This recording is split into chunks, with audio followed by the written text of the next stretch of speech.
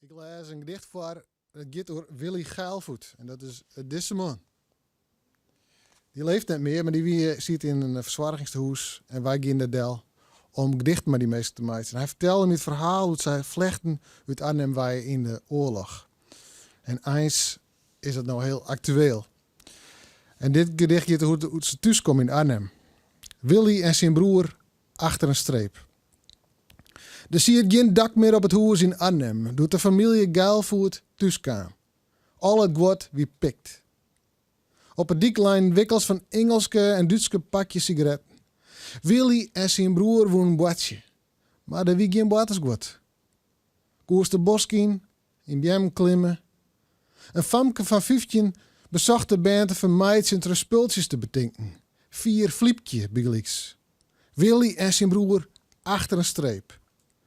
Het leukste spultje dat het famke betocht wie 4 mieren. Zoks kennen we net meer.